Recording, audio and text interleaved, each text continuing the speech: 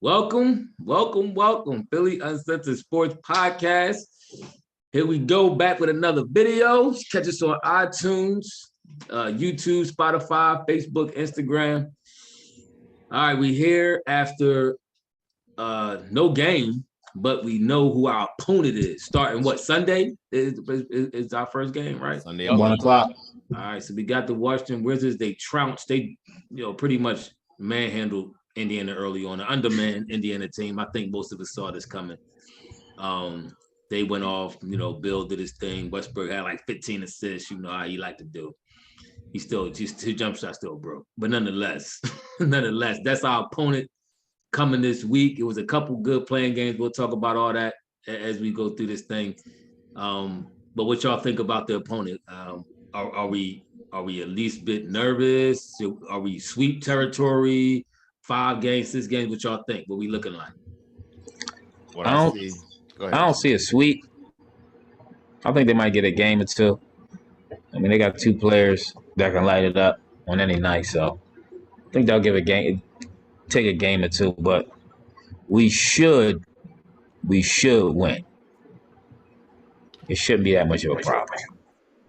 I'm thinking the same thing too, as far as because Bradley Beal is clearly injured.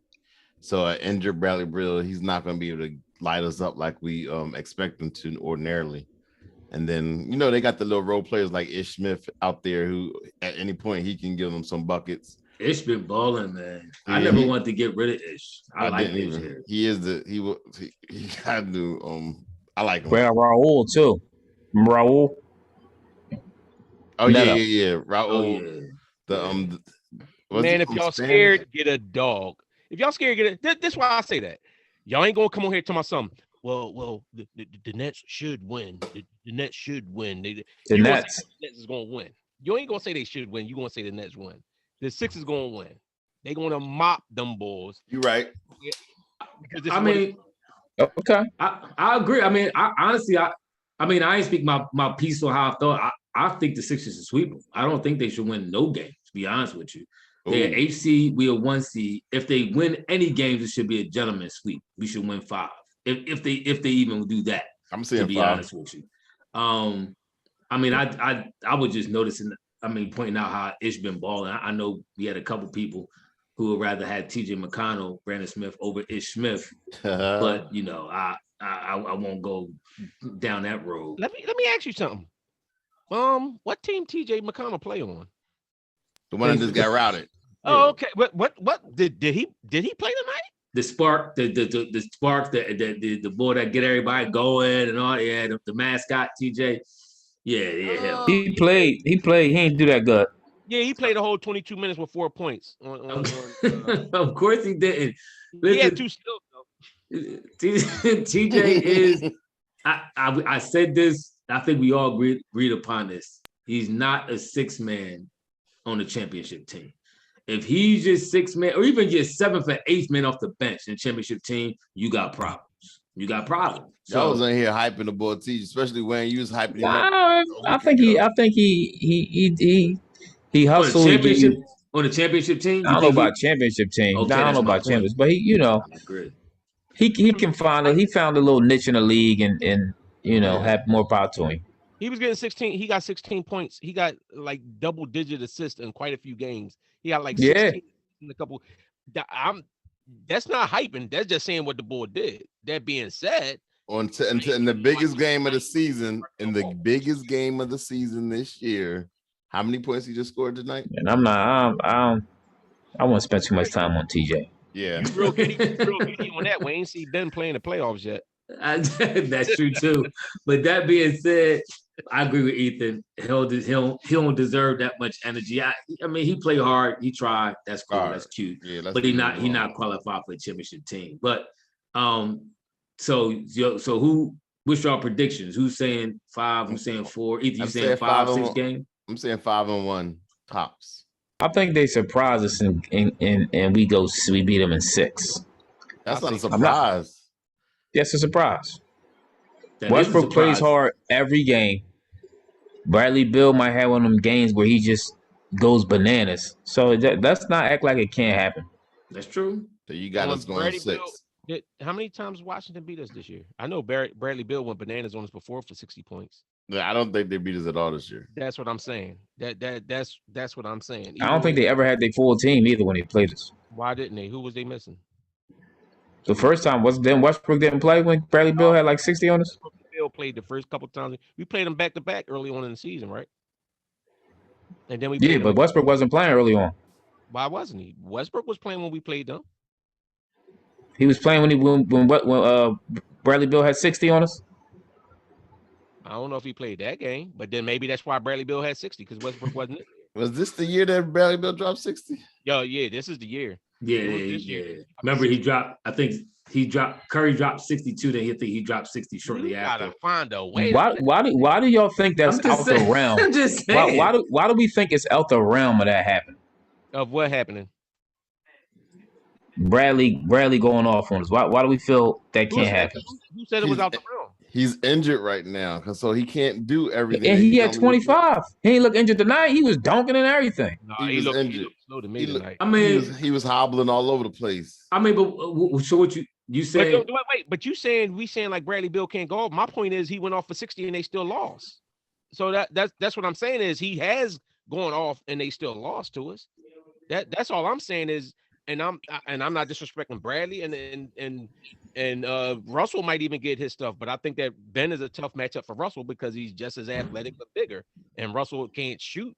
You know what I'm saying? We know what Russell got to do. Basically, the same thing Ben got to do. So y'all get mad at me because I said I don't know if I see a sweep. I don't think I see a sweep in this. Don't be surprised. I said 5-1. I don't think any of us said sweep. You did. I said sweep. 5 games. Where I said sweep. And nobody getting mad. I'm just telling you that I don't listen. I'm disrespecting Russell Westbrook. I don't care. I know everybody. Oh, he go hard about boy jump shot, bro. He jump shot, bro. He can't shoot the ball. He got to. You know what he has to do to score. You should give Russell Westbrook the Ben Simmons treatment. You stand back and you let him shoot you into the game and his team out of the game. That's what you do. I mean, it is what it is. That's what coach was telling his team to do, but they wasn't listening. Exactly. That's what you do, and you shift and go see your defense on the bill, and you try to contain him as best as possible. With the hamstring injury, he's gonna have to go harder. Maybe he can, maybe he can't. Sixers, if this Sixers team is what they're supposed to be, we should sweep this squad. Now, if we start losing games, then that tells me a whole lot something different about how we going to fare going into the second and third round if we get there. But we'll see.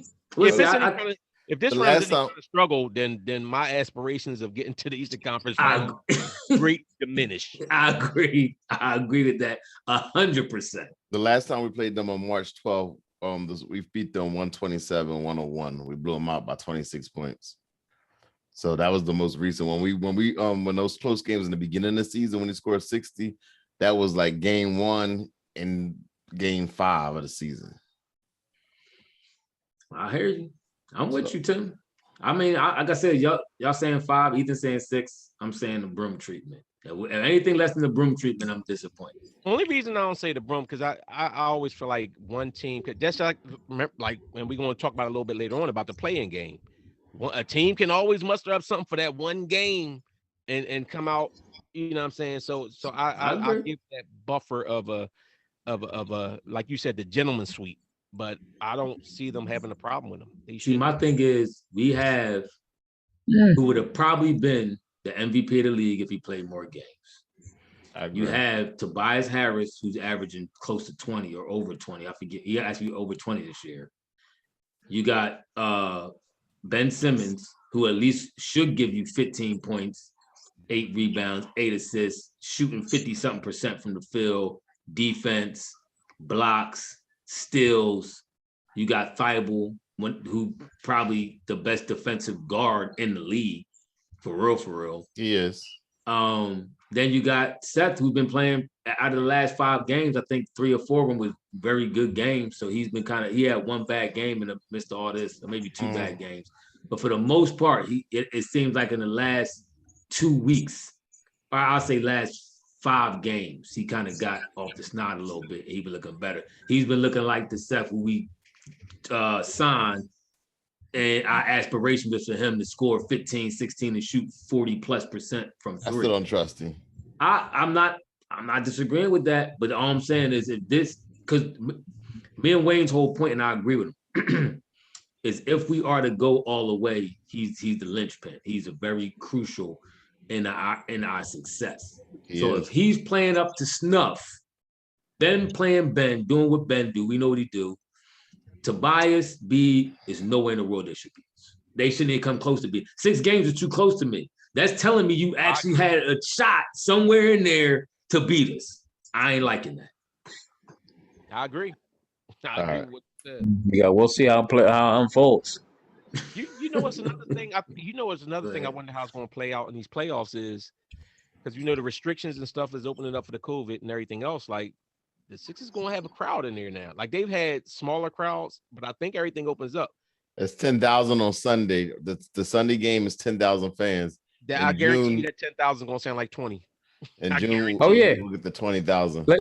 See, playoff bet the league, and I kept saying this all year. Nobody plays defense in the league until it's the playoffs.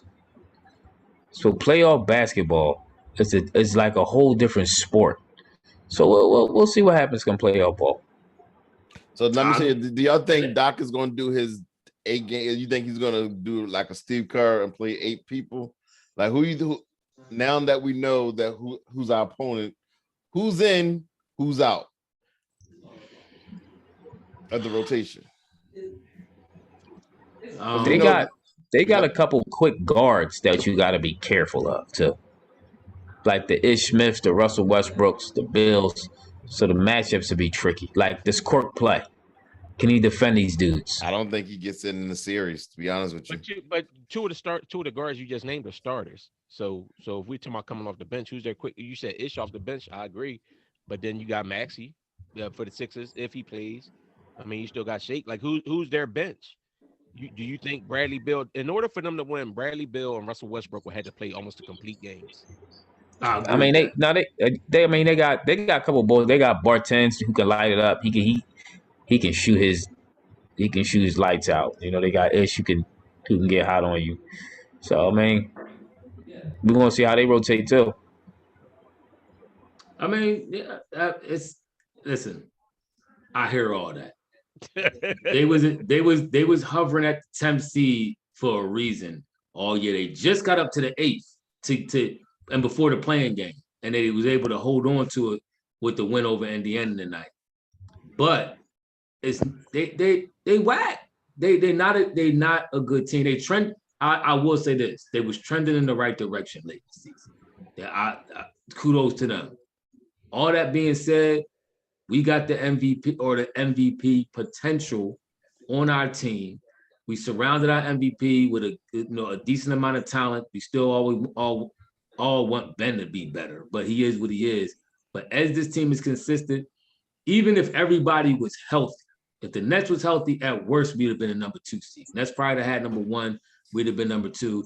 That's still good enough to beat this Washington team. If we make this drawing close, I'm gonna be sick. I'm telling you, it's not going to sit well with me if we go to 6 games with this team. No, I agree. That's what I'm saying. Sometimes is Philly fans, because that's our team. We'll look at other teams and have like a certain fear of them, whereas though our team actually, like I agree with what you said about the Nets. We don't know. The Nets to me is a wild card because even I get it that they have those 3 superstars, but they haven't played together against top competition on a consistent basis. So it's easy to say that you can do certain things, but to me it seems like when all 3 of them play, Kyrie doesn't get what Kyrie gets. Kyrie is more of like if it's one of them or 2 of them, then Kyrie is open to do everything. Now Harden and KD to me, they can ball with whoever, in my opinion. But I think Kyrie needs the ball more. But that being said, the Bucks had their shares up and downs this year. You know what I'm saying? I don't know. To me, I think KD don't need the ball at all. So Kyrie needs the ball. He's really the only one that really needs the ball, and he can get it from Harden. KD KD will go find a spot and shoot the ball. He don't really need to have the ball in his hands to create. He'll allow somebody to create, kick with the ball, and shoot. And don't sleep on Kyrie as far as needing the ball either. He like a 50, 40, 90 this year. So he shoots a high percentage shot. So it's not like he's a high volume shooter. And a lot of it was when Harden was out and he started carrying the team. If you shooting 50, 90, what was it? 50, 40, 90. It's the whole season. That's how you playing. That's how many games did he play? Did he miss a bunch of games though? That's my point is with all three of them playing, he's not putting up those type of stats. That's what I'm saying with those three. I agree with Ethan. KD doesn't need the ball in his hands to be as effective. I think Kyrie needs the ball in his hands to be effective. I don't think the other two do. That's how they started winning when Kyrie didn't have the ball in his hands, when they gave it to James Harden. Yeah, when Kyrie wasn't in there and James Harden was. No, Kyrie was in it, but he's decided I'm gonna play off the ball. He's played off the ball, still got his points. Okay. And wasn't successful because the person who wasn't scoring like that was Harden at some point. He was facilitating. I think you underestimating these dudes' basketball IQ as far as being able to play with each other. I think they can play with each other just fine. I think they showed that already. I think they have. But all right, but what I'm saying, the point that I'm not saying that they're not great players. The point that I'm saying is, okay, Kyrie, everywhere he's been, it was like he needed, in order for him to shine like that, he had to have the ball in his hands. That's why he didn't want to be with Brown, because he wanted to be the focal point and the dude. When he went to Boston. You're talking about one stop in Boston, which that squad is still not together right now. They barely made the playoffs. When he went to Boston and they were the defending Eastern That was one team. When he was in when he came to New Jersey last year. When he went to Cleveland. No. When he was in Cleveland, he won a championship. Because he had LeBron. He went to 2 championships when he was in Cleveland. Boston, it didn't work. Nobody worked in Boston. Everybody left. All of that original squad, 4 to 5 starters not even starting no more. They all over the place. Now that he's in Brooklyn. What happened to Jaylen Brown and Tatum? They gone? You got Jaylen. Right? Jaylen is hurt. But we're not talking about this year. See, this is my thing. I understand Kyrie's your guy, but let's keep it real. Kyrie was with New Jersey last year. New Jersey was a playoff team and brought Kyrie in, and he was supposed to take them to that next level. And as a team, they were kind of struggling. They brought Kyrie and Kevin Durant in. Kevin Durant got hurt. Okay. So what did Kyrie do when Kevin Durant wasn't there? Their team actually was playing better when he wasn't in. First of all, it was a brand new team to him. They both were brand new to the. He played 20 games last year. That's what I'm saying. So Tim, what is your point about Kyrie? You saying Kyrie what? Kyrie don't need to dominate the ball like y'all trying to make it seem like Kyrie has to dominate the ball. He do not have to dominate the ball. Okay, when have you seen him be successful without? When have you seen him be successful without dominating? Plenty to this year. When James Harden took over the role as the point guard of the team, and Kyrie said, "Okay, I'll play shooting guard. That's my role." That team went on a nice run, and they was winning a bunch of games. Because Harden acquiesced. Harden didn't. Harden kept passing the ball to Kyrie. It wasn't. You can't. But you can't say when you've seen him be successful without dominating the ball, because he won a chip in Cleveland without doing it. So he still dominated the ball a lot. Brian let him go. I'm talking about to get his. When I mean dominate the ball, I'm not talking about having a run up point. Didn't him and LeBron have 40 in Game 7? I'm talking about to score. That's because Brian knows how to put. Listen, we might as well jump on this Golden State game now. So we'll talk about. So wait, real quick before you do that though. Let me. No. I'm not leaving. No. I just want to say real quick though. So my whole point is now you're adding Kevin Durant into the mix. So I understand Kevin Durant doesn't have to be ball dominant, but isn't he going to touch the ball more? And then if that's the case, then the guys like Joe Harris, who led the league in 3-point shoot, somebody's not going to get the ball as much. Joe Harris not even going to show up in the playoffs. Somebody's not going to get the ball as much. Listen, it's critical. Tim cracked me up because as critical as you want to be on my young bull, Steph Curry, who won championships as the leader of a team, but you don't keep that same energy when you're talking about Kyrie, right? Kyrie, let everybody. Kyrie won. Kyrie won a championship with LeBron. Kyrie was mid-level average player before Bron showed up. Oh, he wasn't. Right? He wasn't. No, he wasn't. No, Ephraim, stop. He's the number one pick in the draft. Exactly. Stop. So was Wiggins. So with Ben Simmons. He wasn't. Hold on. Now He was not mid-level average player. Are we serious?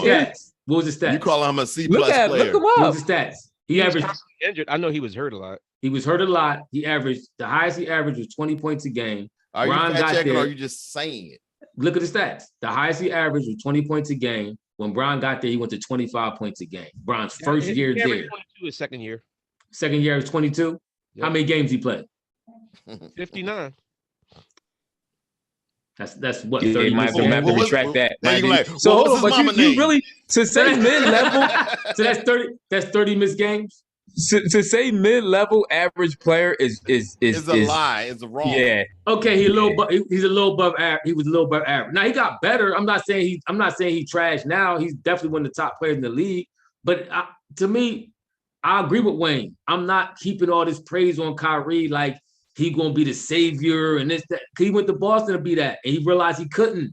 He couldn't galvanize the team. He couldn't. First of all, you changed the word. Wayne's words. Wayne's never said that. Wayne said Kyrie needs to dominate the ball to be successful in Brooklyn, and I don't agree with that. So I think he's smart enough to play under control. So you think Kyrie is a facilitator? You think he can facilitate and make other boys better, or is he more about getting his own? He can play whatever the system needs him to do. I think he's smart enough to do that. So did he do that in Boston? You counting? Didn't they go to the playoffs? And how far did they go to play? Remember he got hurt and they were playing better without him? Remember that? Do we forget that part? I don't know. I mean, they did make it to the playoffs. I mean, Remember Rozier stepped in? How y'all love Dame? How far he get his teams in the playoffs? I'm talking about, didn't they get the playoffs without Kyrie though? If I remember correctly, Kyrie wasn't playing on playoffs. They got there with Rozier in them, and Rozier was balling. You trying to hate on Kyrie? He literally played 20 games last year. I'm not talking about last year. That was Wayne trying to hate on him. I'm talking about with Boston. No, well, my point about him last year is stopping Boston was not successful. You're right. He literally played 20 games last year, and that team still was right there to make the playoffs. And then when he came back, they started struggling a little bit, and then he shut it down for the season, and they made another run. But then it was like in the bubble, they just didn't make it past that last game. So that all I'm saying. Kyrie's last year in Boston, he went to the playoffs. He played 9 games in the playoffs. Yes. And what they won the first series? I don't know. He played 9 games. So I guess that means he won the first round. But my point is with Boston, and guess what? And with Boston, he was ball dominant. He was. That's my whole point. I'm not saying that I think with him and KD alone or with him and Harden alone, it works.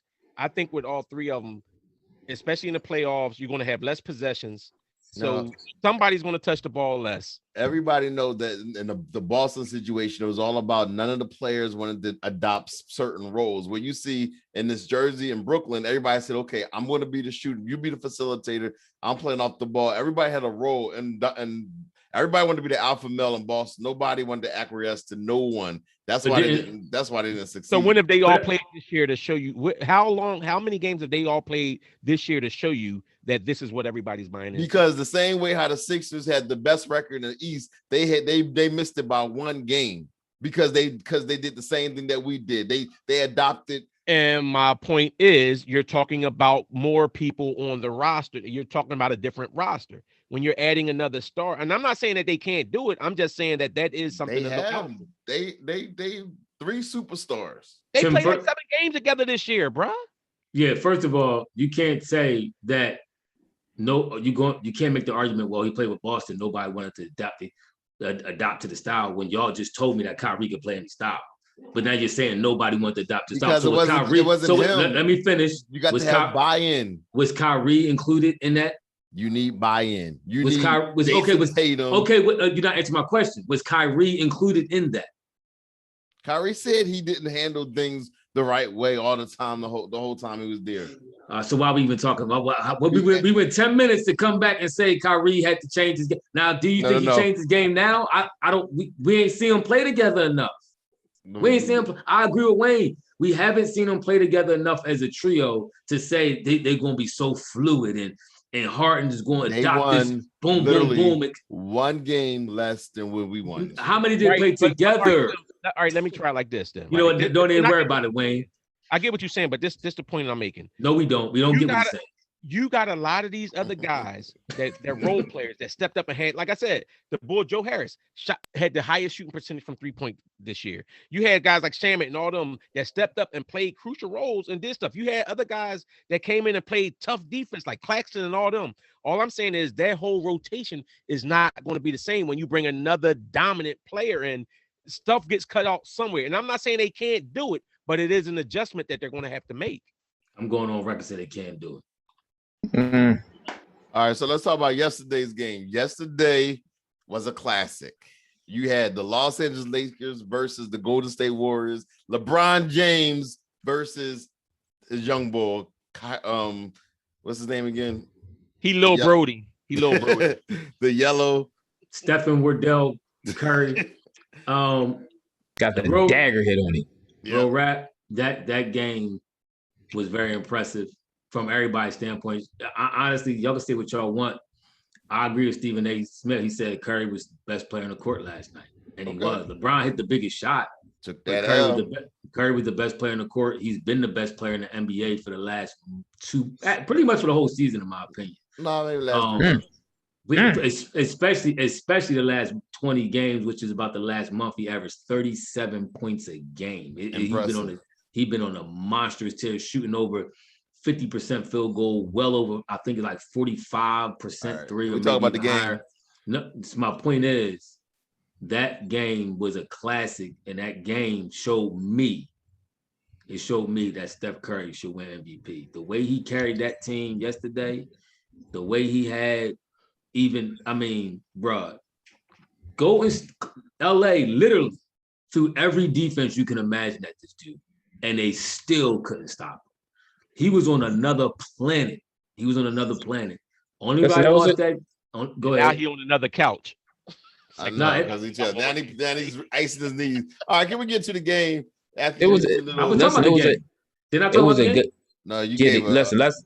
The boy. I got to give hats off to Draymond Green. I agree. Draymond Green. He is one of the best defenders. Y'all laughed at him 2 months ago. I didn't laugh at him. That was you laughed at him. No, I did. I didn't. I'm talking about Tim. You remember when he said he want to be one of? I don't know quite what quote he said. If he said I want to be the best or I am one of the best defenders of all time. He is. He's the only guy I ever seen, and I do in the comments argument if you want. Guard all five at an elite level. You always hear guys say, I can guard all five. I don't want to pick on Ben, but Ben says that a lot. But Draymond Green actually guarded, when he played us, he guarded Joel Embiid. Excellent. He did a very good job guarding Joel Embiid. And he guarded the Joker and did a good job. He guards anybody and guards them at an elite level. He guarded Anthony Davis last night. He was guarding Schroeder when he needed to. He was guarding LeBron. He is at another level when it comes to defense, man. I mean, when it's all said and done, he will be an all-time great defender. He might even go in the Hall of Fame under defense. I can't argue his defensive prowess, but it's funny because for somebody that said that the Lakers was getting hosed early on without getting calls, Draymond ended up with 5 fouls. So just imagine if they actually was calling the fouls that you felt they should have called on him early on. I didn't say that. I never said they was on Draymond. No, they was. It was Draymond. It was Draymond. If you say so. They was letting them play both. They let them play a lot both ways. Yeah, he poked LeBron in the eyeball and tried to take it out. See, Ethan was crying. Ethan was crying early because he thought the Lakers was about to get ran off the court. No, I told you. Remember what I said? I said they didn't call out fouls this half. What I said they was going to do after the half, and what did they do? No, but what you said, what you're doing is double talking. Because you don't. That's what I said. No, but you don't play off basketball. Now? Who the politician? Yeah, you definitely getting your politician on because with playoff basketball, they never really call a lot of fouls in general, and you was crying for fouls. First of all, I'm cool if it's not lopsided because they wasn't calling nothing for Curry neither. They wasn't calling nothing for a whole bunch of calls for the Golden State either. So my thing is, if you're not going to call calls, don't call calls that don't play. So stop crying. You was crying for calls And then your boy Bron, he did his thing, but he another flop artist. Don't get mad. He another flop artist. He flopped when Draymond. Bron almost that was a flop. That Draymond hit was a flop. It was how he went down was flopperish. How he went down was flopperish. The one that he got poked in the eyeball. Bro. I didn't got poked in my eye and had anxiety attacks, bro. No, but the way Brian go down, he almost caused more injury to himself than necessary. Did you ever go down like that, getting poked in your eye? He went down so hard. I don't know. We ain't have a camera on us. Right. You don't know how you gonna flop. Well, I see Wayne flops a lot. I don't think so. Nah, absolutely. Elbows flailing. Stop. Brown, listen. I know Brian, your man, but let's call what it is. He get his acting on. But nonetheless, I still thought the foul should have been flagrant based on how they call it. I don't think it was flagrant 10 years ago. And I still wouldn't consider it a flagrant if it was my rules, but the way the rules are written, that probably should have been a flagrant call. Hey, Ephraim, can I bring something up about your man Steph Curry last night? Yes. How many turnovers did he have? He had 6 turnovers. Now let me put a context on that. First of all, we saw the game. Whatchamacallit, I'm gonna tell you. Yeah, we saw the game. You saw the game. Yeah, and you know why you didn't really pay attention to him having 6 turnovers? Because he was playing up between the double and triple team all night. So a lot of times you would give a player a little bit of leeway who's fighting through a double and triple team. Now the person I'm mad at who had 6 turnovers as well on their team, more than anything, was Draymond Green. Now Draymond Green played great. I'm mad at Draymond for 2 reasons. He played great defense, right? Great defense. Draymond didn't score a point last night. He scored 2. He scored 2. Come on, 2 points. He did Dennis Rodman at the 2000s. 2 points. How many? 2 points. How many times you shoot? I think 5. like 3. 0 for 5, and he hit 2 free throws. So he didn't score a point. He didn't score a legit basket. He got 2 points. I mean, he had 3 blocks though. Credit with defense. But come on, bro. You give me 2 points in a must-win game, and you had 6 turnovers. Stop like this. And the thing about his turnovers is Curry gets turnovers from passing out a double and triple team, right? You got Bron, AD jumping at you. They had some deflections with the other way. But Steph is passing to you out of a double or triple team. So when you get the ball, you have at least one person wide open. How are you turning it over 6 times after that? That's what gets me mad about Dre sometimes, because he tried to force stuff. And y'all saw a couple ones he tried to force down to Wiggins. It got turned over. That was stupid, and that cost him the game, to be honest. All right, can we talk about the greatness of LeBron James? LeBron James wasn't that great. He had a huge shot, but he wasn't that great. Okay, so in the first half, he didn't play too well, but the second half, he played pretty decent. Second half, he turned it on. He turned into LeBron. A little bit. He only had 16 in the second half. That's not that impressive. And that shot. He finished with 22. You sounded like, you know what, see, this people like Skip Bayless is terrible for sports. He's terrible for basketball. He ruins basketball to me. He ruins the sport because what he does is he nitpicks. You should have heard how he nitpicks. If Michael Jordan played in this era, he would not be the greatest basketball player of all time because of the way these dudes, the way they talk about the game and the way they nitpick every little nuance of the game. Well, if this happened with this, what was the throw up? Well, the shot wasn't that great because he had to shoot it. He had to shoot it. Now, if it was 5 seconds and he dribbled and shot and made it, I would have gave more credit. The way they try to break down and analyze the game is terrible. It's terrible. He'll be just Kobe Bryant. It's terrible. They try to destroy somebody's character over what? I agree with that. But you know that all changed. That's going to change. We're going to talk about Kwame Brown a little later, but that narrative might be changing pretty soon because now commentators getting exposed. I agree, Ethan. I agree with you, but you doing the Wayne and Tim now. You doing the Wayne and Tim when it comes to Ben, and they try to give Ben props and they go overboard. LeBron had a okay game. He hit a huge great shot. What was the field goal percentage overall? You said huge and great. No. I'll tell you. 22. So 22 points is a great game. But this is what I'm gonna say. Scoring wise, he shot 7 for 17, which is 22, 11, and 10. 41%, but he shot 50% from 3. And what did he shoot from the free throw? 22. Now free throws, he only shot 66%. That's what. So this is. But that's triple double. But that's Yeah, the point I was triple-double. making before we got on here, where I was saying that is a lot of times some of these guys that we expect to shoot better from free throw actually don't shoot as great from free throw. Even though I think Brown is like 73%. So that's a good. So y'all characterize that as a great game. And guess what? 22, He had 1 turnover.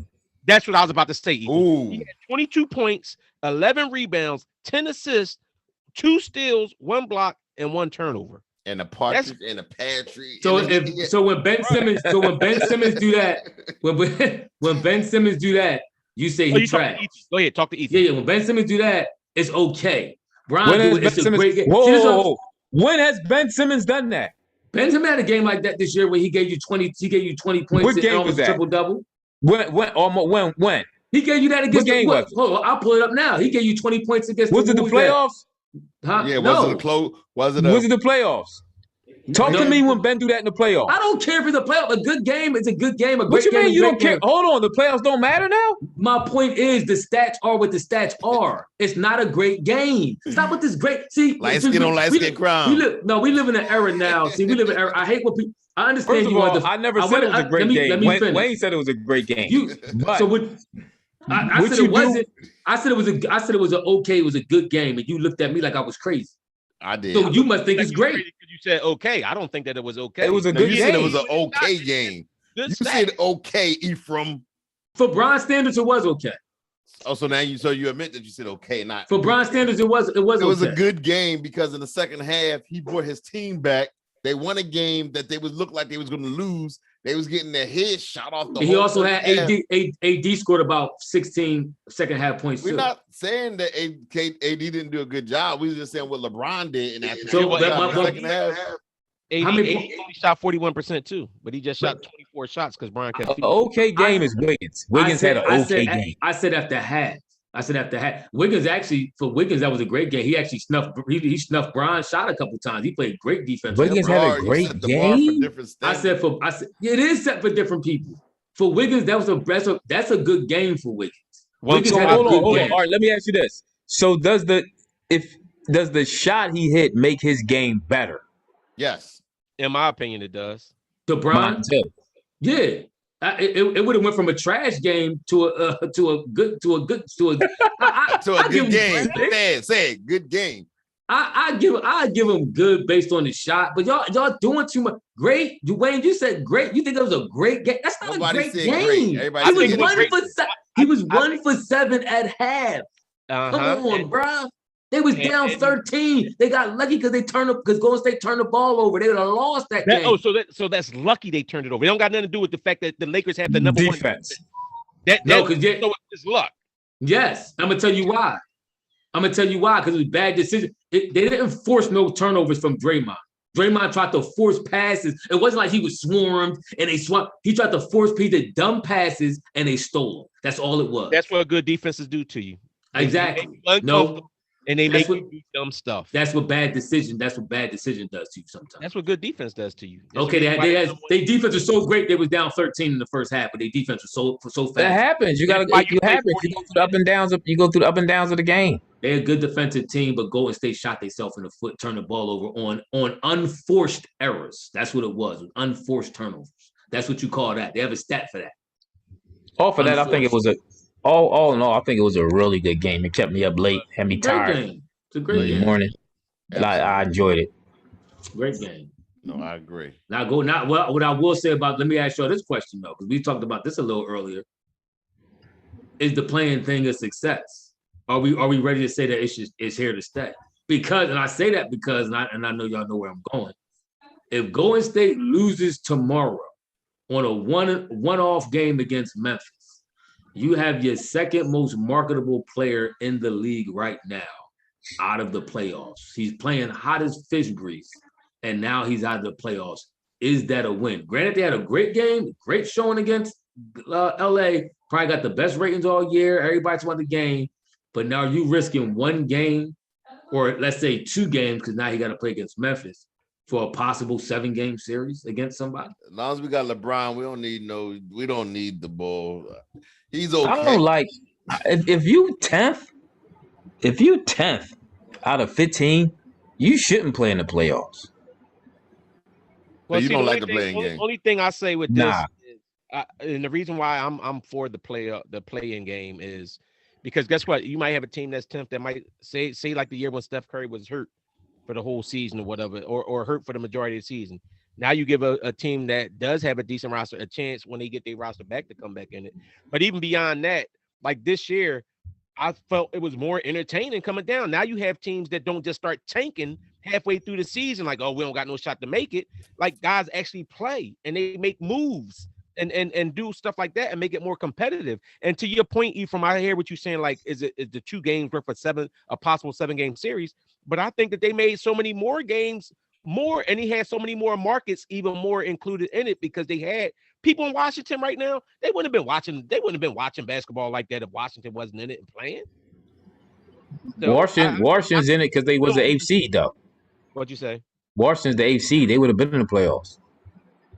But I mean, I see what you're saying. He might be talking about Charlotte or Indiana or another one of them teams. They may have got more viewers because they would have been out. So now you get a couple extra games with them viewing the game. I mean, I'm just asking a question because I mean I'm just thinking from a business. They made the move based on revenue. They want to increase interest to the late games in the season instead of giving the fans nothing. Now they want to when they go back to the networks and say, you know what, we got close games at the end of the year, so now we could charge y'all more. Our revenue, our stock is still high. That this is what they're gonna hang their hat on, right?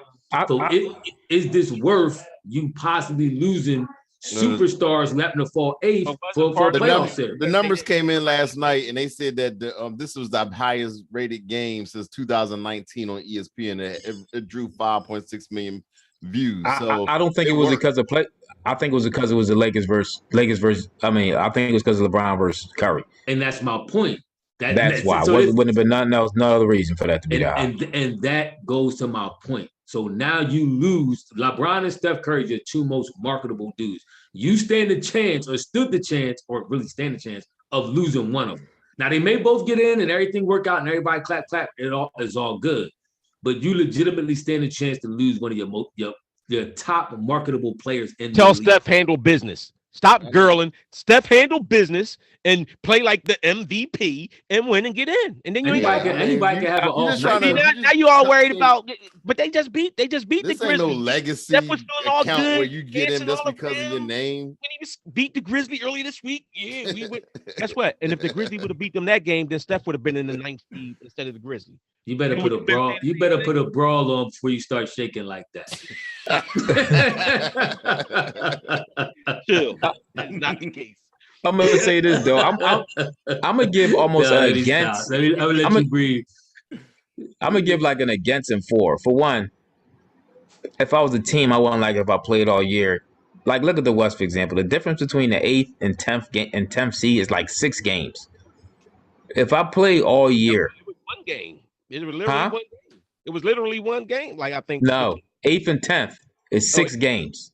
Okay, so it was 8th and 9th. So 9th and it was 8th and 9th. That was one game. One game, and the 10th is 6. The Spurs is 33 and 39. The Warriors is 39 and 33.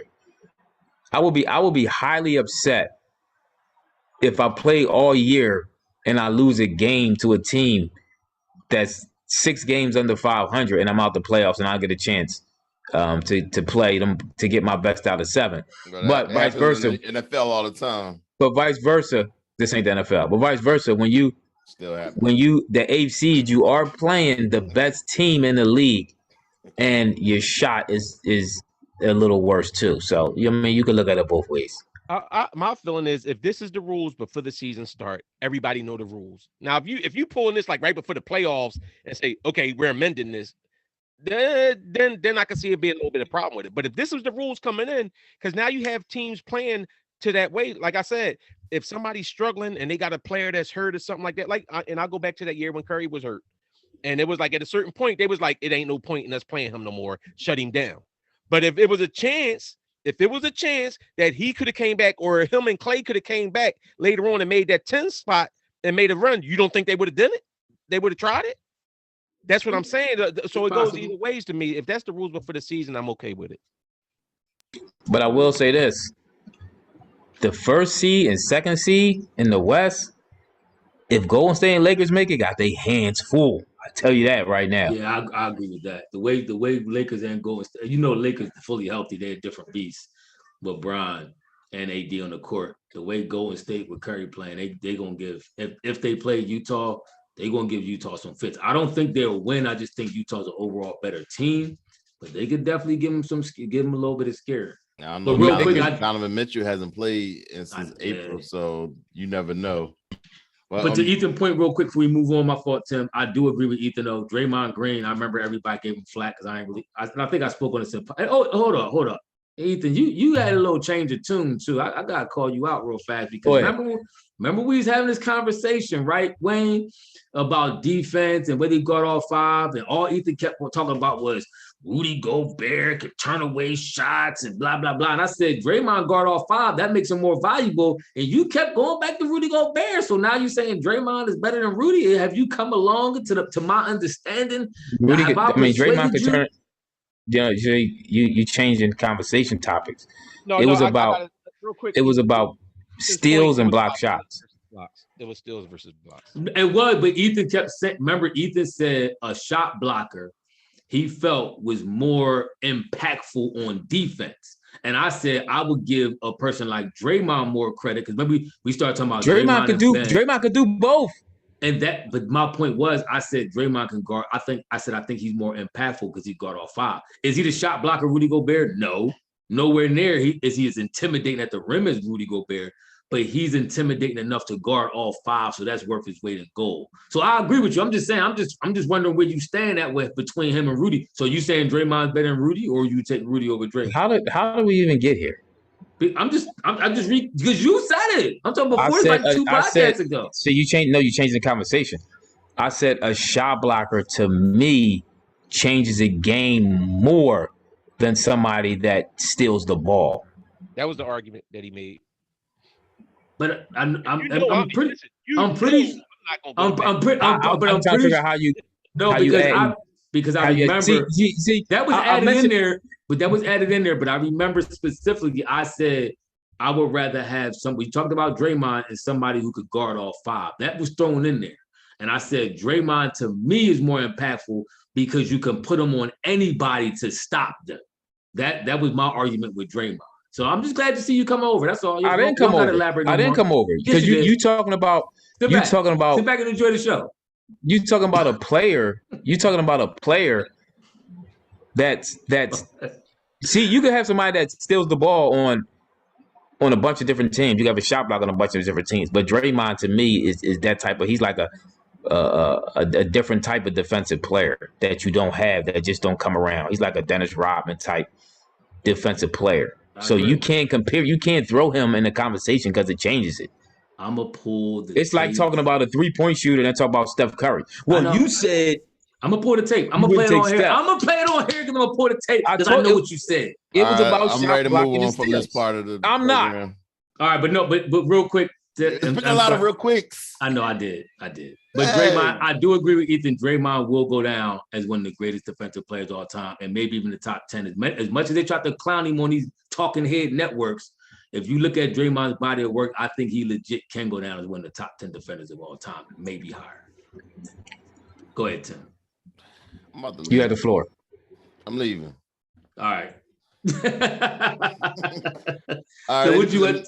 They announced the Defensive Player of the Year finalist since we were talking about Draymond. And you guys a good segue. It wasn't. Draymond Green, Ben Simmons, and the third one was Rudy Gobert. They made the list of the 3 finalists right now. Who got your vote? Never mind. Ben got my vote. Because y'all some hating dudes. I say Draymond. I'm not even gonna lie to you. I can't argue if they make it Draymond. I can't argue if they make it Draymond. That the way he came on in the second half of the year and played. It was the second half of the year though. It wasn't. I get that, but Draymond has a full year. But Draymond has a history of being a great defender. We're not talking about this year, 2020. Okay, 2021. Okay, but if I go by this year, now if we talking about Ben Simmons, you're on Ben Simmons, and that's my guy on my team. But Ben Simmons has had games like we was talking about earlier. Bradley Beal dropped 60 on the Sixers. He wasn't sticking Bradley Beal that whole game. it's too many times where the other team has had. That's even like for real, even Dame Lillard lighting us up. Yep. Now Ben made some plays later on in the game, but I get their argument that they're making with Draymond. Draymond went from sticking Joker to guarding to guarding guards. You know what I'm saying? Like he goes the whole gambit, and he is a defensive game changer. He's trash on offense. Yes, he is trash. Yes, he is. I agree. Is top tier. So I mean, I'm not gonna hate on Draymond. I could go either way, but I actually once watching him the last few weeks, I kind of agree with him as far as he got to be in the top 5 of greatest defenders of all time. So I'm not disputing that. What I'm saying is for this year, for the 2020-21 NBA season, I'm going with Ben Simmons as Defensive Player of the Year. I think they're gonna give it to Ben. I think they'll give it to Ben too, because he's the story that they want to go with. He's the narrative. This is why I don't care about these vote on the awards. But Tim, you kind of argue for Draymond, even though you argued against him. I don't understand what you just said. What I'm saying is I'm not a hater of you Draymond. Said I'm no. just What saying, you said. Think Ben is okay. Let me ask you this: would you have considered Draymond before the last couple of weeks of the season that you watched him and you zoned in? Would you have considered him a top 5 greatest defender of all time before these last couple of weeks? No, I'm not a Golden State fan. I'm not like you. I don't stay. Okay, that's my point. So my point is you wouldn't have considered him a top. So for the simple fact that in these last couple of weeks that you watched him, he convinced you that he's top 5 of all time. That tells me all I need to know about how great his defense is. And as great as Wiggins' resurgence on offense and Steph Curry carried on offense, Draymond's defense was a big part of them winning the championship. It was. I agree. Great, absolutely agree. All of that is not disputed. What I'm saying is, for this year, I've seen Ben Simmons from the start to the finish. Draymond Green wasn't having the success that he's having now. He wasn't playing like this early on. And Ben Simmons' whole year was great.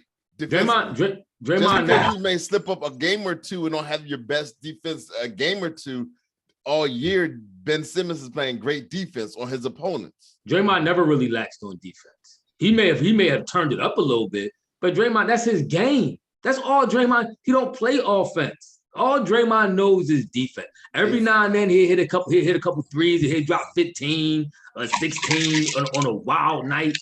For the most part, Draymond, all he do is play defense. That's what he does. So your selection is Draymond? Yes. Ethan, your selection is Draymond? I just think Ben's gonna win. I'd say who your selection is. Who's your selection? We voting here. We the media. I'm gonna go with Rudy because they got the best record. They got one of the best teams in the league. I'm gonna go with Ben, but I would not be upset if it was Draymond. I think this is. I really do think that it's that tight of a race. I'm going Ben just because that's my guy and I've watched him all season. But I haven't watched all of Draymond. But every time I watch Draymond on defense, he's solid. Okay, they also announced the MVP finalists, the 3, and it's Embiid, Steph Curry, and of course the Joker. So they'll be announcing that shortly. Like, sometimes in the playoffs, but who do y'all got? Well, I'm taking Embiid out for me personally. Ooh. Those 20 games is too much? Yep. Yeah. I agree. I actually was rooting, and I said this on a podcast, I wanted to see Embiid win. Steph got 2. Steph my man, but he got 2. I wanted to see Embiid win it this year just because he on my squad. He was balling. I liked Embiid ever since college. I wanted to see him win that bad, but them 20 games is too much. But with that being said, I honestly, at this point, the way Steph been playing, to me, I know everybody, Joker gonna get it, but my vote was Steph Curry. The players want Steph to win it as well, and I think the players want Steph to win it too. But you that Iron Man that Joker doing over there, you just can't. You can't dismiss it. It's not like it's nothing. And their team is what, 3rd or 4th? I think they're 4th. Yeah, like to a point. Oh, Denver knows. About like shot efficiency and stuff when we was talking about earlier today. Mm-hmm. Like I'm looking at Joker the like 3rd. Like just looking at his last few games. 19 on 13 shots, 30 on 17 shots. Then he had 32 on 28, but then he got 32 on 16 shots, 24 on 11 shots. Like he's scoring these points as well as getting double-digit rebounds and assists in a lot of games. So I think I gotta lean the Joker. And he's been pretty consistent all year round. I don't have a problem with that. Even though I'm rooting for Joel, but Joker, because if you play every game, like Iverson said, like it's my last, but he played every game. You got to give him his props. Wiggins played every game too. I'll say this. I think it was Chris Broussard said it. And he said he said it was one of them dudes. But they said, I thought it was a good point, that the reason why he would lean towards Steph is because he likes to go by what the consensus of the players are saying, right? And that's what they're saying. With somebody having a great season, he said, you hear dudes campaigning for Steph. That means something when your contemporaries is saying, yo, this dude is playing different. When Westbrook went off and had a triple-double, you had everybody talking about Westbrook. When Harden went off and he had close to a triple-double and he was had that 30-point run and he was scoring on points, it was people like, yeah, boy, Harden, he just blacking out. Your contemporaries is the one who play against you. I don't hear nobody except Joker teammates saying Joker should win this job. Nobody's saying, yo, the boy a handful, man. You just can't stop the dude. Now, he playing great. A lot of people ain't watching Utah games, though. They just not watching them. You mean Denver? I mean, Denver games. People I agree, but everybody still play everybody. They play everybody, but they don't watch everybody still play everybody. You know who you play against, and you know what it means when this dude step onto the court and you thinking, I got a long night. But see, this my only thing to that too. Sometimes it's about the weight points. That's because Steph shoots these miraculously. Well, it ain't miraculous because he shoots them, but they miraculous. Like all kind of like crazy stuff you never seen nobody do. So when you see that, you're more amazed. Where Joker, like for real, Joker does nothing flashy. Like he's solid with everything he does, but he's productive with everything in every aspect. He like Tim Duncan. I wouldn't be mad that Steph got it. I wouldn't be mad because I do think that without Steph, they sniff nowhere near the playoffs without Steph. They 14th seed. But should Joker really be penalized for not being flashy? I mean, his team went Tim Duncan. Right. Exactly. His team went 9-1 right after Jamal Murray went out. Like they didn't miss a beat. I mean, they were almost stagnant. Don't most of the MVP time when you get voted for MVP is because of that reason that you said, Wayne? You saying something you ain't never see before. That's why Westbrook got it. Actually, I'll tell you. I get you got a point to that, but Westbrook team was AFC when Westbrook won it with the triple double. John, ain't nobody see it before, so it was impressive. With Steph doing, ain't nobody see before. Yes, they did. Seen Steph do it a couple years. No. His season is best. This is his best season yet. And I'm gonna tell you why. His statistics, actually, the year he had the unanimous MVP, his efficiency was a little bit better that year. But under the rest that he's doing it with the defenses Bulls is throwing at him, he still averaged more points, and the threes got deeper and crazier. Ain't nobody never see this before. That's one of the reasons I would have to get a dude. We did the Steph Curry segment already, and we running a little long. We did. Before we close out on Kwame, this is not a Steph Curry show. It really isn't. And Joker's averaging more assists and rebounds than Steph. Can I ask y'all this question before we close out with Kwame? Did y'all have a problem with Clippers tanking the last two games, losing to OKC and Houston just to avoid playing the Lakers in the second round, on the first round? Did y'all have a problem with that, or y'all just thinking that was just good strategy? They didn't play Dallas the first round now, right? Yeah, they got Dallas. They still man up losing either. If Dallas go off, they might lose. Dallas, listen, they put themselves in a precarious situation. I don't think they lose to Dallas. I don't think they lose to Dallas neither, but Dallas ain't no slouches like that. Dallas can get hot and scare you a little bit. Didn't Dallas play them tough? Didn't Dallas play them tough last year till Luka got hurt? Yep. Until which McCall got hurt. They ain't want the Lakers though. Well, Luka I think Luka had hurt his ankle too. I think they both got hurt. Luka and Porzingis, I think. Well, no, they couldn't have. Porzingis missed game. I think it was game 2. It was game 1 or game 2. They was up, and Porzingis got, or they won. They won game 1. Porzingis got hurt going into game 2, I think, and then the Clippers ended up winning. Tim, they would have never got second place. They could only got third. Who? They 4 games out of second. Who's this? No, the Clippers The Clippers purposely tanked. They lost purposely to OKC, and then they. I'm telling you, hold on, but I'm telling you, the highest seed they could have got was third. They would have wound up playing. They was trying to avoid the Lakers. That was the big.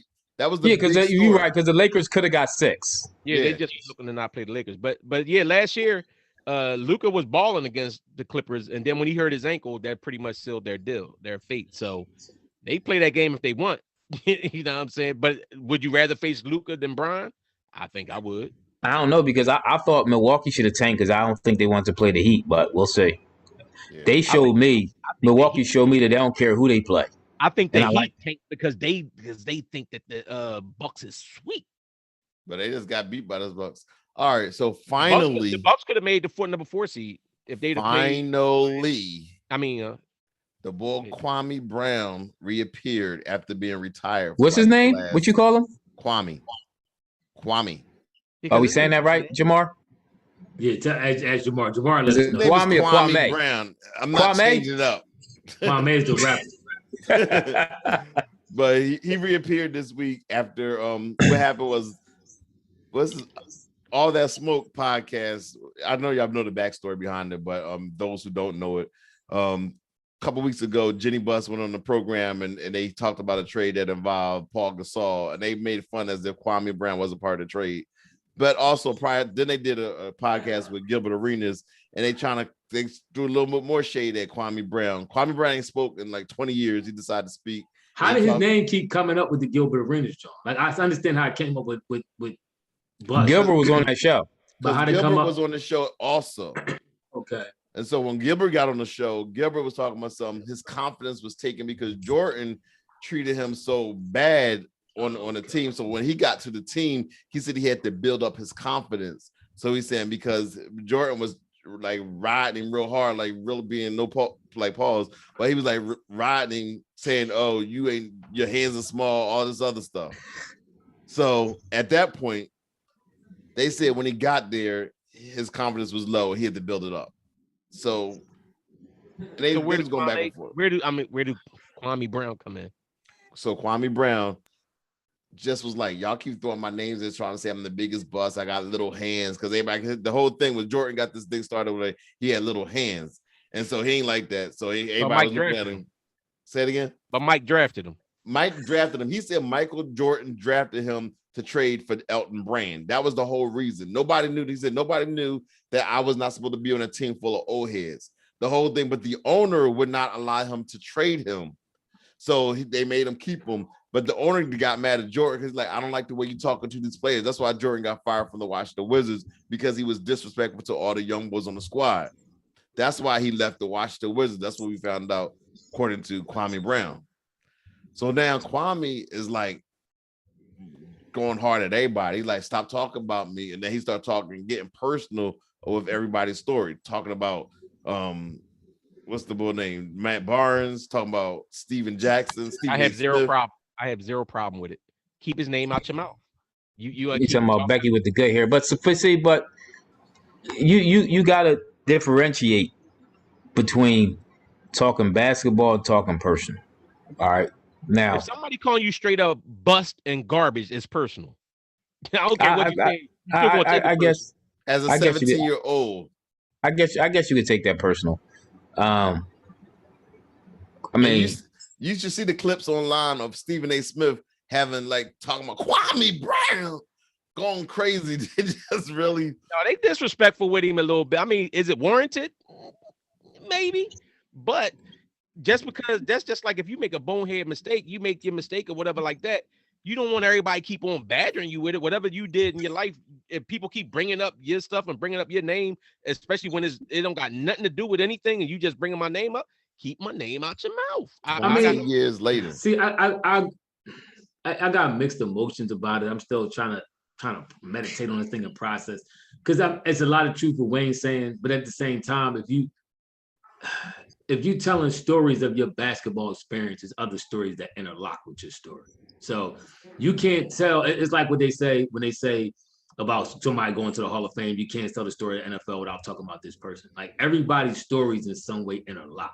So especially with sports like, basketball, for where trades going on. All right, I'm traded for this dude. I'm traded for that dude. This happened with this dude. It's so many stories like that at a point in time, if you got a avenue to tell your story, you're gonna tell your story, and somebody's name might be in your story. Now you could do the joint where the person gonna remain nameless, and you could try to do that, and ultimately people gonna get in there and figure out, oh, he talking about this boy, he's gonna get traded, and somebody gonna pull the name up sooner or later. So I mean, look at it this way. It's supposed to you and your brother. So supposed to say, yo, I invited Ethan and Ephraim over, and then somebody like, just Ethan, and you right there, and like, no, I mean, no, I traded for Ethan and Ephraim. No, just Ephraim, Ethan, just dismissing that you were there, like a joke, like you just a big. I mean, but that's what I'm contemplating. Like some boys definitely do take it to another level and get disrespectful with it, but ultimately, I mean, did you know fully as a 17-year-old what you were signing up for? No, but that's the life you signed up for. Like once you get into the open spotlight and once you get stuff on record, you playing in front of the camera, you playing in front of media, your statistics are going to. But let me listen. Did you sign up for that, or did they make that something? Because you don't gotta accept that. If that's, you can change the narrative. No, you don't gotta sit there and say we can. You can. The thing is, once you play in, it's still out there. But I guarantee you, the stuff that Kwame was bringing up, that wasn't out there when he's talking about Matt Barnes and his. No, but that's what I'm saying. I'm not mad at him for doing it. I'm just saying it's fair game now for him to do that. But I bet you they'll never talk about him like that. I'm just saying. I bet you they. No, it's going to go on. I mean, listen, you can't change the narrative that he wasn't a good player. Yeah, the fact of the matter was Kwame was considered a bust. I personally think he's a bust. I'm not hating on him. I think Kwame himself realizes he never reached his full potential. Now, was there varying factors and all that kind of stuff like that? And if he was on a different team, he could have averaged 15 versus 9 points a game or 6 points, whatever. I think he averaged 6 points for his career, 5 rebounds a game for his career. Now, if you do what I like to do is add the per 36 minutes, then it goes up to like 10 points and 9 rebounds. But nonetheless, his stats are what they are. He averaged 6 points a game. He averaged 5 rebounds. According to being a number 1 draft pick, that's a bust. Now, is it frustrating that 20 years later, Bulls are still talking about bringing up? Yeah, that got to be annoying. I'm not even saying that's not. If mine knew, like you said, you 17, like Wayne said, you a kid and somebody keep bringing it up over and over again. But unfortunately, that's the life. Like you may have not really known you were signed up for, but when you sign that deal and you got that cash and you play in the spotlight, that's kind of what you signed up for. But I disagree. I don't think that should be what you signed up for. And now at this point, it don't matter if you think it should be or not. But you can change. Why accept something just because that's because that's what we signed up for? You could now you give that energy. I don't have a problem giving that same energy. You want to put that energy out. Now he's going to put that. He's returning. Okay, so you play in front of millions of fans, right? And you don't think that now a million people can now tell your story and talk about you, and you could contain all that. You could bottle all that. You could bring. It's like throwing feathers in the wind. So you think you could throw feathers in the wind and you could gather them back now? Is that what you think can happen? Once you put this is why they say. Oh, hold on, let me finish. This is why they say even when people go on social media and people put pictures out about themselves, whether stories, whatever they want to do with themselves, this is why they say this is what you're doing. Once it's out there, it's out there. You cannot contain it. The bully is getting hit back. That's what I'm saying. Now the bully has everybody. If you want to be bully, if you want to sit there and say whatever you want to say, Stephen A. Smith. Yeah, so I'm saying. And now they got to. There's consequences to with their statements. I'm not disagreeing. So if that's what they signed up for, now the commentators, now the writers, now all people know that now the energy is going to be returned, and that's fair game. No, that's what I'm saying. I think y'all were saying the same thing, Tim. That's why you wasn't really saying what your point on it was, which is pretty much what I said is fair game. Once they keep doing that, that's why I say I have no problem with him returning the fire. And the same way Matt Barnes felt like he felt that gave him a badge of honor because he ran up on Derek Fisher and his baby mom and all this other stuff, and he talking like it's a badge of honor how tough he is. Kwame saying, okay, you told the story, but for real, you sneaking in your own crib that you paid for. So all he did was told the story, but he clowning them with it. So that's what I'm saying. Like, I don't have a problem with Kwame clapping back.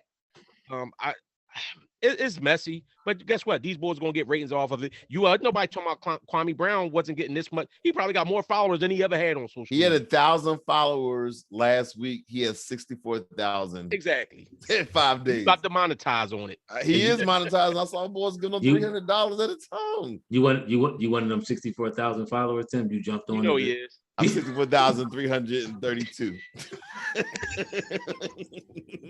Yeah, I gave him a follow on my YouTube. Want to see what he be talking about? Yeah. You gave him a soft follow, Tim. You gave him a soft follow. You got a soft follow out of it. I'm not on all his pages, but I do got a YouTube. Listen, like you said, I do agree with you real quick. I'm not saying I applaud that man for doing, but I'm not mad at him. Like, I'm not. If you want to tell your story, that's the beautiful thing about the social media now that the players didn't have in the 80s and the 90s and early 2000s. They didn't have a platform to tell their story. So you got a platform to tell your story, man. Tell your story. Don't let. I do agree with you with saying, like, don't let nobody change your narrative or paint your story. You tell your own story. So I'm not mad at that at all. All right. So we will be on Sunday after the game. We're coming in and we're gonna go full in. Hopefully Ben Simmons give me 20, 10, and 10. I want 30. I want 35 from Joel. I want you to 25. Say that's a great game, Ethan. I want you to say if he give you 20, 10, and 10, I want you to come on here and say he hits a 3. Game. It's a great game. Yeah. Okay. All right, y'all. We went long tonight, but you know what? It was worth it. You ain't heard from us in over a week. So thanks for listening. We'll catch y'all on Sunday at the game. Don't forget to like, comment, and subscribe. We in all the we all over the place. You can find us. We out. Later.